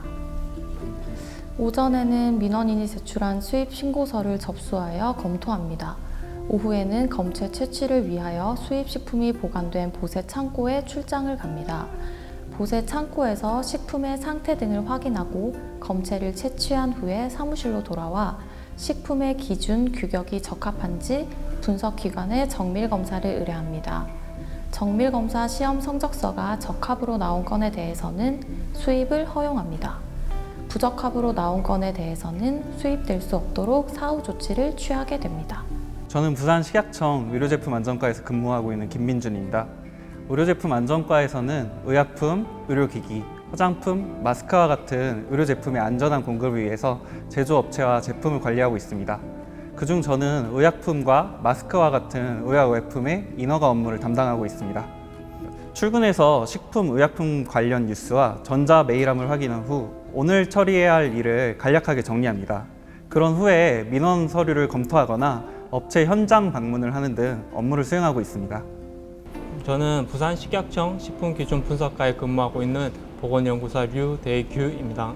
제가 맡고 있는 업무는 그 수입 및 유통식품에 사용되고 있는 그 식품 첨가물을 검사하는 분석을 하고 있고요. 또 제가 근무하고 있는 지금 식품식약청에서 하는 업무가 다양하게 있는데 주로 뭐 식품 내 방사능이나 생물, 또 세균, 미생물 검사, 잔류 농약 검사, 또 중금속, 오염물질 등 검사 다양한 업무 수행을 하고 있습니다. 저 같은 경우는 보통 8시 30분쯤 출근을 해서 그날 이제 진행할 실험 준비를 시작합니다. 9시가 되면은 사무실에서 사람들이랑 간단한 보고 및 회의를 진행하고 오전 실험을 위한 전처리를 진행을 합니다. 다음 오후가 되면 본격적으로 분석을 시작을 하고 분석한 검체의 데이터를 가지고 이게 적합인지 부적합인지 판별한 뒤 성적서를 발행합니다. 제가 중학생일 때부터 연구원이 되고 싶다고 이렇게 꿈이 있었어요. 그 당시에 줄기세포 연구 관련해서 뉴스에서 연구원들이 많이 나왔었는데 그 모습을 딱 보니까 나도 꼭 나중에 저렇게 해보고 싶다 이렇게 생각을 하게 됐고 이후에 대학교에 입학한 다음에 직접 실험 장비를 다루고 식품 성분 분석을 하게 되었거든요. 그래서 그 분석을 하면서 대학 연구실 생활을 하게 되는데 그러한 경험을 바탕으로 이제 식약처의 연구 보조 업무 생활을 또 시작하게 됐죠. 다른 연구사 선생님들이 보면 아, 참 멋있다. 저분처럼 나도 되고 싶다. 그렇게 되어서 생각을 가지게 되었습니다. 가장 큰 장점은 우리 국민들에게 안전한 식품만을 공급하도록 한다는 자긍심과 사명감입니다. 제가 검사한 수입식품이 마트에 진열되어 있는 것을 보면 내심 뿌듯합니다. 앞으로는 절대 문제가 생기지 않도록 더 열심히 일해야겠다는 생각도 들거든요. 단점은 법이 정한 기준에 맞지 않는 식품에 대해 억지 승인을 요구하는 민원인을 대할 때는 심적으로 많이 힘듭니다. 먼저 저처럼 이제 연구직 공무원을 하고 싶으시면 식품 관련 분야 석사 학위를 가지고 있어야 됩니다. 자격증 같은 경우에는 식품 기사, 뭐 다른 식품 관련 여러 기사들이 있는데 그런 자격증이 있으면 도움이 되고, 또 한국사라든지 토익 같은 공인 영어 성적을 가지고 있는 것도 유리합니다. 이 외에는 제 생각에 경험이 많이 중요하다고 생각합니다. 이제 본인이 지원하려는 분야의 실험 경력이 얼마나 되는지, 또 관련 분석 기기를 얼마나 사용하는지, 또 얼마나 잘 다룰 수 있는지, 이러한 경험이 제일 중요합니다. 한 민원분이 생각나는데요. 그중 마스크 공장을 하고 싶어 하시는 민원이셨는데 그 마스크에 대한 경험이 전혀 없으셔서 관련 법령이나 절차부터 제가 하나하나 설명해 드리며 진행을 했었던 적이 있습니다. 처음에는 이제 당일에 끝내야만 하는 업무를 처리하기도 바빠서 하나하나 알려드리는 것에 이렇게까지 해야 되나 좀 이런 생각도 했었는데요. 그러나 업무가 잘 처리된 후에 진심으로 저에게 감사하다라고 말해주시는 민원인을 보면서 그런 생각을 한 제 자신이 너무 부끄러웠습니다. 또 공직자로서 처음 한 다짐들을 다시 돌아볼 수 있는 계기가 되기도 하였습니다. 박사학위를 취득하는 게 제 지금 현재 목표고요. 또 현재 지금 연구나 하고 있는 수준에서 이제 멈추지 않고 끊임없이 재개발을 하기 위해서 열심히 하는 게 목표고, 그거를 통해서 이제 저를 좀 더 발전을 하고 이 식약처에 일하는 역량을 갖추기 위한 그런 사람이 되고 싶습니다. 공직자가 되는 것에는 많은 책임이 따릅니다. 하지만 저를 통해 정책이 실현되고 저의 업무를 통해 안전한 의약품을 제공받는 국민들을 생각해보면 보람과 성취감을 느낍니다. 이러한 성취감은 공무원이 아니라면 어느 곳에서도 느낄 수 없다고 생각합니다. 저와 같은 감정을 느낄 수 있는 후배님들이 많이 생기셔서 저와 함께 더 나은 대한민국을 만들고 싶습니다. 저는 이제 식약처 공무원이 되고 싶으시면 이제 주된 업무를 파악해서 본인에게 맞는 직무를 선택하는 게 가장 중요합니다. 단순히 본인 전공 선택하는 것부터 시작해서 나중에 이화학 실험이 좋은지 미생물 실험이 좋은지 선택하는 것도 중요합니다. 또 현재 식약처에서 직접 이제 취업을 도와주는 운영 프로그램들이 있는데 여기에 적극적으로 참여를 하게 된다면 좀 더 빠르게 식약처를 경험해 볼 수 있습니다. 더 나아가서 이제 식약처 인턴을 하게 되면 꿈을 이루게 더 좋을 것 같습니다. 또 나중에 학생 여러분들께서도 꿈을 이루게 돼서 나중에 저와 함께 일하게 되면 참 좋겠습니다. 청소년 여러분들도 당장 가지고 있는 목표 외에도 다양한 곳들을 체험해보며 자신의 적성을 찾아보길 추천해드립니다. 언젠가 함께 일할 후배님들 모두 힘내시길 바랍니다. 청소년 여러분들 화이팅!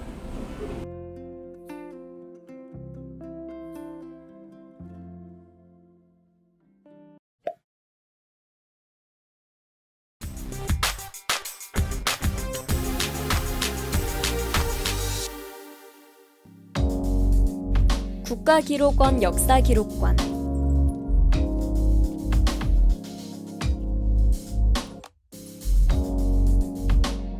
조선왕조실록 일제강점기 시대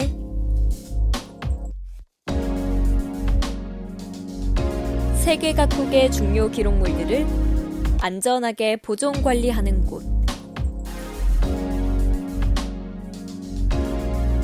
이곳은 국가기록원 역사기록관입니다. 네, 안녕하세요. 국가기록원 역사기록관에서 보존 복원 업무를 담당하고 있는 학예연구사 최현옥이라고 합니다. 국가기록원은 1984년 가보개혁 이후부터 현재까지 정부에서 작성되고 생산된 중요 기록물들을 수집하고 보존 관리하는 곳입니다. 저희가 소장하고 있는 대표적인 기록물들은 동학농민운동의 지도자였던 전봉준의 판결문과 그리고 육군본부의 6.25 작전 명령서 등이 역사적인 기록들이 소장하고 있습니다. 또한 일제강점기 시절 강제 동원된 분들이 남기신 민간 기록, 일제의 탄압과 해외로 이주하셨던 분들이 남기신 기록, 그리고 항일운동 및 전쟁으로 남겨진 세계 각국의 기록을 수집, 관리하고 있습니다.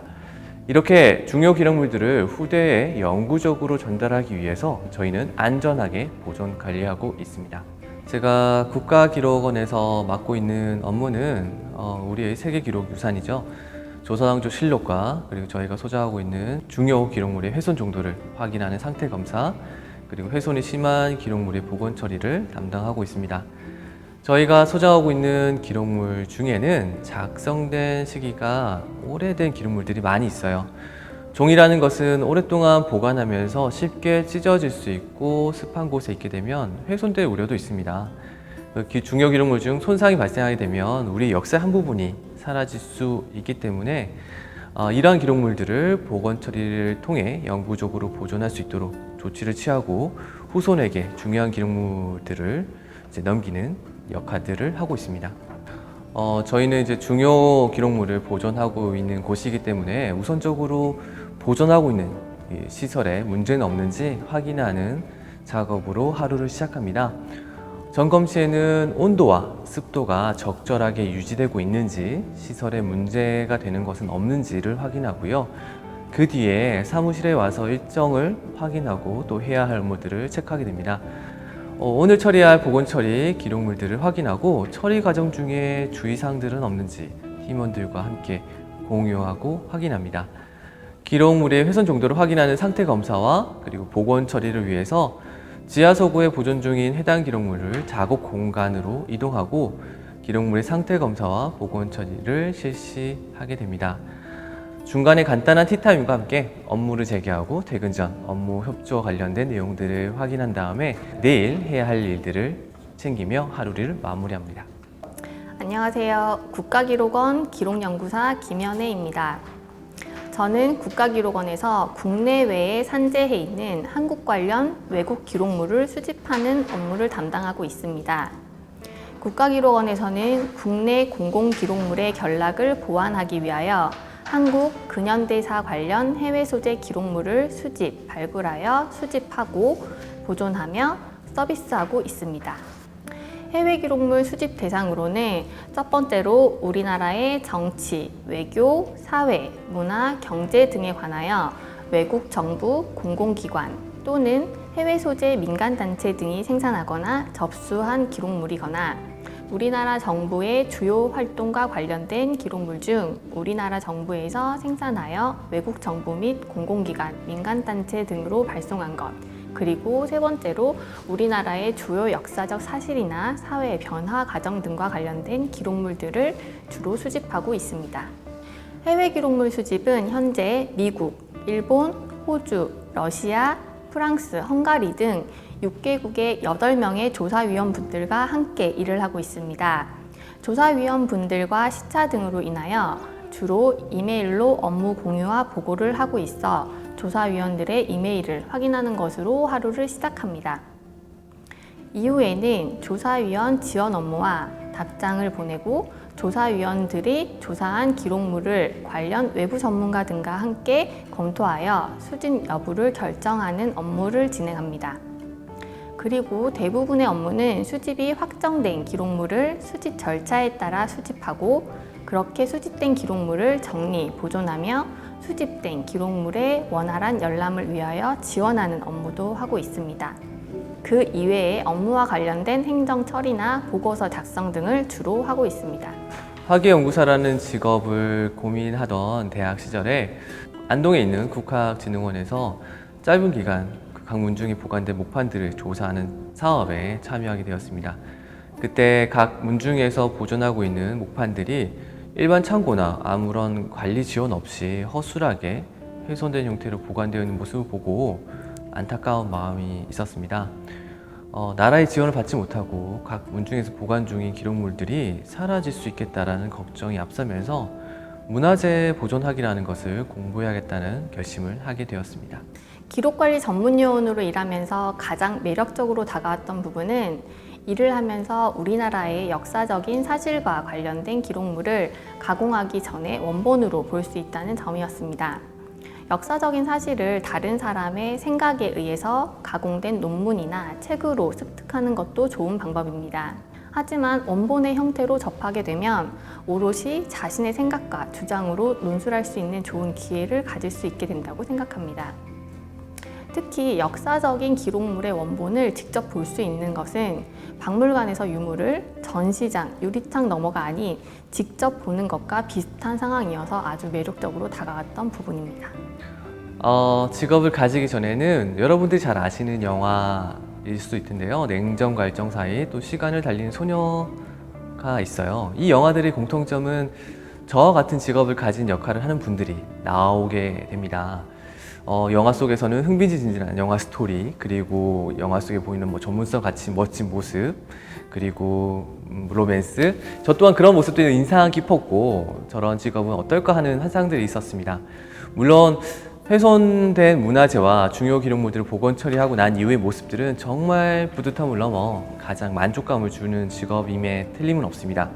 그러나 이 직업에는 깊은 인내심과 빠른 판단력이 필요한 직업입니다. 그리고 몸을 많이 쓰는 직업이기 때문에 체력도 좋아야 됩니다.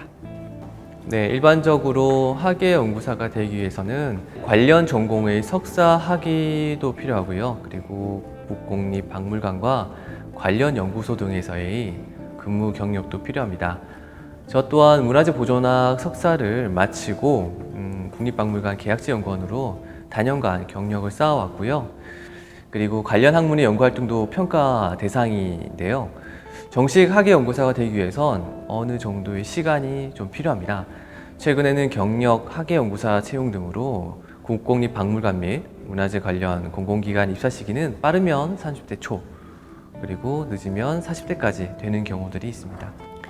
공공기관에서 기록물 관리 전문 요원으로 근무하기 위해서는 첫 번째로 기록관리학 전공으로 석사학위 이상을 취득하거나, 두 번째로 기록관리학, 역사학, 문헌정보학에서 학사학위 이상을 취득하고, 행정안전부에서 정하는 기록관리학 교육과정을 이수한 이후에 행정안전부 장관이 시행하는 기록물관리 전문요원 시험에 합격을 하여야 합니다.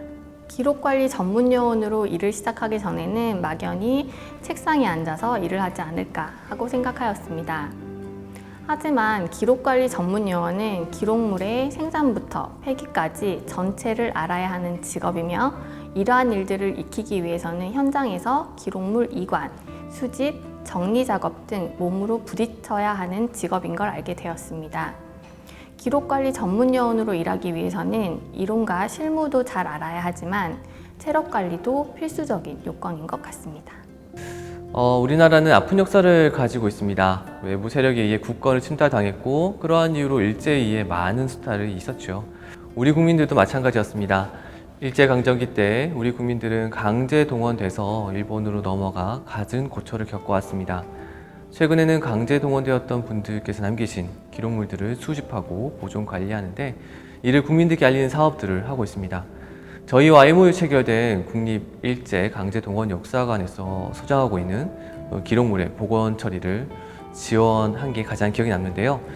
처리한 기록물들의 내용들은 일본 기업에 강제 동원되거나 징병되었던 분들의 명부와 주소록 등 해외에 있으면서도 당시에 있었던 상황들과 조선인들끼리 서로 의지한 모습을 알 수 있는 중요한 기록물입니다. 이 기록물들을 잘 복원 처리해서 꼭 이 내용들은 후손에게 영구적으로 전해줘야 한다라는 사명감을 가지고 임했던 작업이었기 때문에 가장 기억에 남습니다.